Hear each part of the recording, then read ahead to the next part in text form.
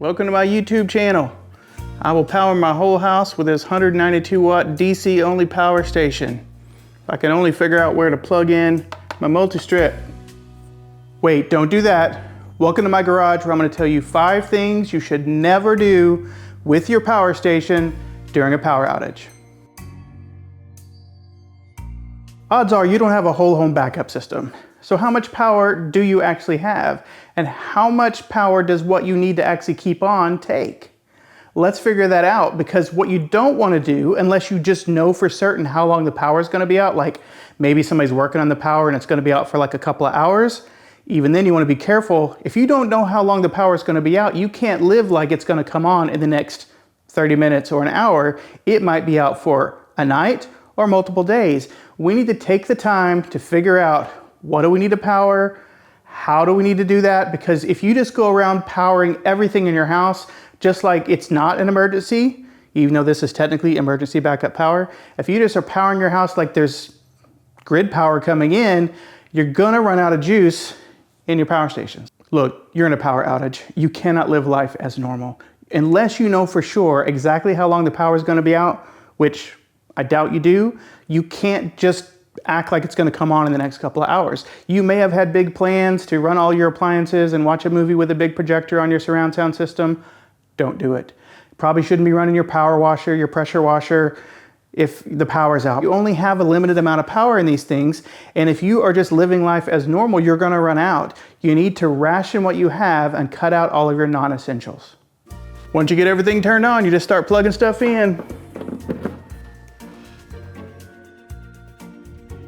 Don't wing it. Similar to not powering just everything in your house, you need to have a plan on what you are gonna power. Do you need your refrigerator on, a freezer, some lights? Do you need internet? Do you have medical devices? What are the most important things that you must keep powered on? How much power do they take to run? And how much battery life do you have? Figure that out and you'll know exactly how many hours, approximately, you can keep things running. Today I will show you how to pull 2,000 watts of power through this tiny extension cord just as soon as I break the grounding prong off of my multi-strip plug here.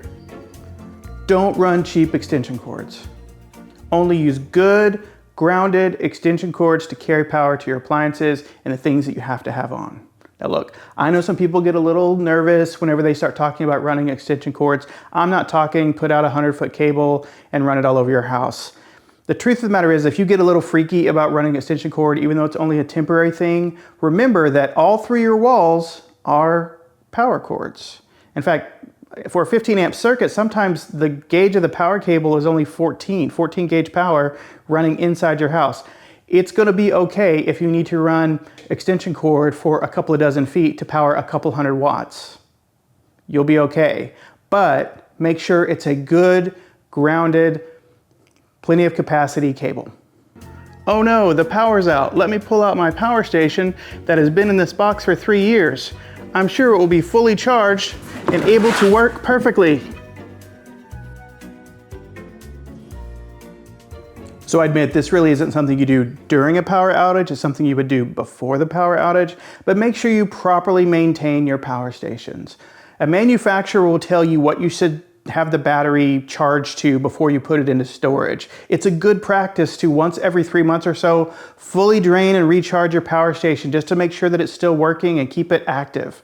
What you don't want to do is come back after a long period of time and expect that it will be fully charged and ready to go. The truth of the matter is it may actually not be ready to go if you're not properly maintaining your power stations. What's that? Oh, don't worry, honey. I know it's cloudy and might rain, but these things are designed to work in bad weather. Solar panels, waterproof. Power stations, not waterproof. Don't try to charge your solar generator in the rain or the snow. If for whatever reason you need to recharge your station and you have it set up, hooked up to some solar panels outside, make sure that you know what the weather's going to do, or you have a long enough cable that you can get your power station into the dry so that it does not get rained on or caught in a snowstorm. Generally, before a power outage, you want to think through how you're going to use your power stations, your solar generators. You want to always follow the manufacturer's recommendations. And remember, these are powerful tools, but they are not miracle boxes. They are limited in what they can do. You want to have a plan, you want to work that plan, and you want to do it in a safe way so that you can get through your power outage with as much power as you need and no trouble whatsoever.